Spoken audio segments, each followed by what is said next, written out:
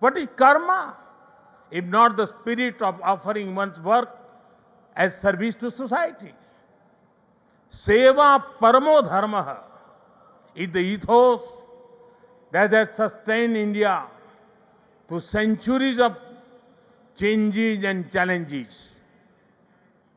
It has given our civilization its inner strength. Many of our great saints and reformers have carried forward this timeless message in was suited to the times. Sri Satya Sai Baba placed seva at the very heart of human life. He often said, love all, serve all. For him, seva was love in action. His institutions in education, healthcare, rural development, and many such areas stand as living proof of this philosophy.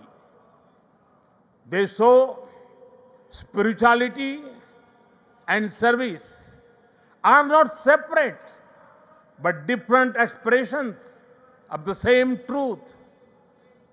Further, someone inspiring people while physically present is not uncommon, but the seva activities of the institutions created by Baba are increasing day by day despite him not being with us physically.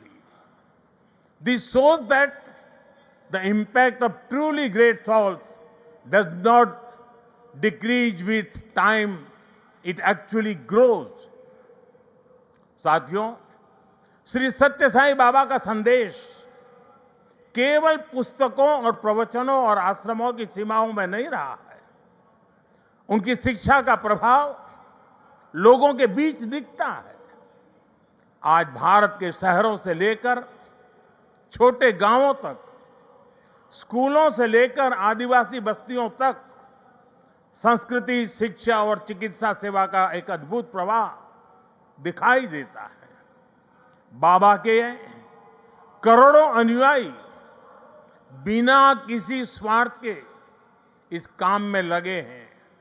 मानव सेवा ही माधव सेवा है, ये बाबा के अनुयायियों का सबसे बड़ा आदर्श है। उन्होंने ऐसे कई विचार हमें सौंपे जिनमें संवेदना, कर्तव्य, अनुशासन और जीवन दर्शन का सार मिलता है। वो कहते थे, help ever, hurt never, less talk, more work.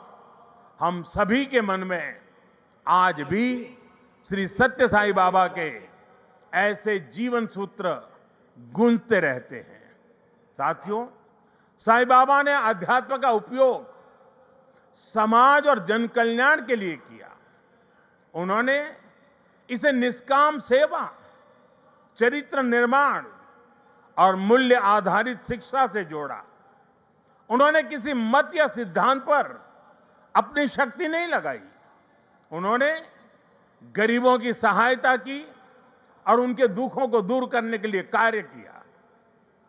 मुझे याद है, गुजरात के भूकंप के बाद पीड़ितों को राहत पहुंचाने में बाबा का सेवा दल और सारे सेवाव्रती आगे की पंक्ति में आकर के खड़े हो गए थे।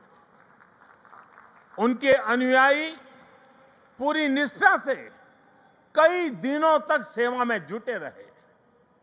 उन्होंने प्रभावित परिवारों तक सहायता पहुंचाने, आवश्यक सामग्री उपलब्ध कराने और मानसिक सामाजिक सहयोग देने में महत्वपूर्ण योगदान दिया। साथियों, एक मुलाकात में अगर किसी का हृदय पिघल जाए, किसी के जीवन की दिशा बदल जाए, तो इससे उस व्यक्ति की महानता का पता चलता है।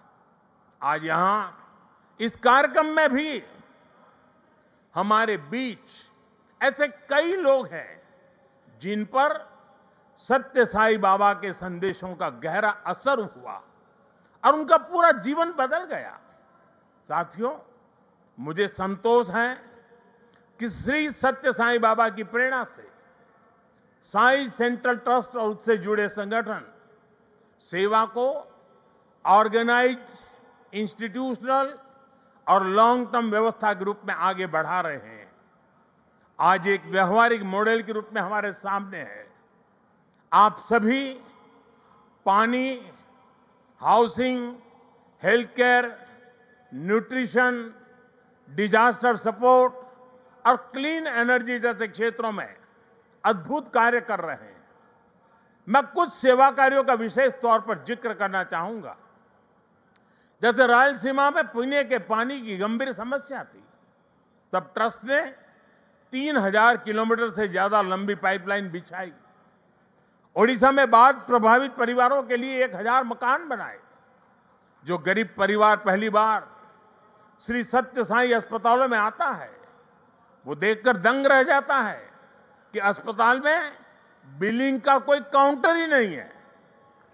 यहां इलाज भले मुफ्त है, लेकिन मरीजों और उनके परिजनों को किसी असुविधा का सामना नहीं करना पड़ता।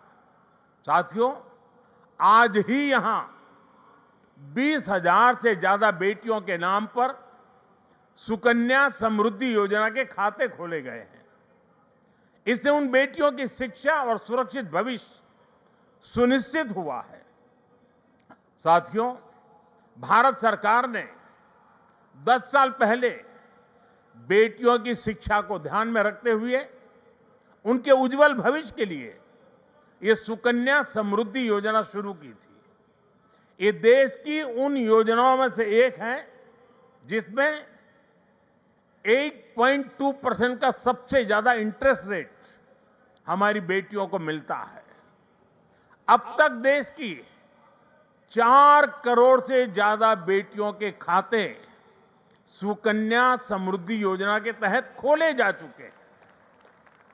और आपको ये जानकर खुशी होगी कि अब तक इन बैंक अकाउंट्स में 3.25 लाख करोड़ रुपए से ज्यादा की राशि जमा कराई जा चुकी है।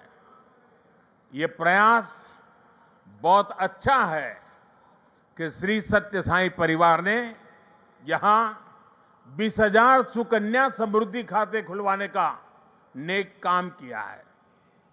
वैसे मैं काशी का सांसद हूं, तो एक उदाहरण वहां का भी दूंगा। पिछले साल फरवरी में हमने वहां 27,000 बेटियों के सुकन्या समृद्धि खाते खुलवाए थे और हर बेटी के बैंक खाते में 300 रुपये भी ट्रांसफर किए गए थे। बेटियों की एजुकेशन और बेहतर भविष्य में सुकन्या समृद्धि योजना बड़ी भूमिका निभा रही है। साथियों, देश में पिछले 11 वर्ष में ऐसी अनेक योजनाएं शुरू हुई है जिन्होंने नागरिकों की सामाजिक सुरक्षा को, सोशल सिक्योरिटी कवच को बहुत मजबूत कर दिया है और देश के गरीब, वंचित निरंतर सोशल सिक्योरिटी के दायरे में आ रहे हैं। 2014 में देश में 25 करोड़ लोग ही सोशल सिक्योरिटी के दायरे में थे। आज मैं बड़े संतोष के साथ कहता हूं और बाबा के चरणों में बैठ करके कहता हूं, आज ये संख्या करीब करीब 100 करोड़ तक पहुंच चुकी है। भारत की गरीब कल्याण की योजनाओं की, सोशल सिक्योरिटी देने वाली योजनाओं की विदेशों तक सभी इंटरनेशनल फोरम में चर्चा हो रही है। साथियों, आज ही यहां मुझे गोदान के कार्यक्रम में सहभागी होने का भी अवसर मिला है। ट्रस्ट द्वारा 100 गायें गरीब किसान परिवारों को दी जा रही है। हमारी परंपरा में गौ माता को जीवन, समृद्धि और करुणा का प्रतीक माना गया है। ये गायें इन परिवारों की आर्थिक, पोषण संबंधी और सामाजिक स्थिरता में सहायक होगी।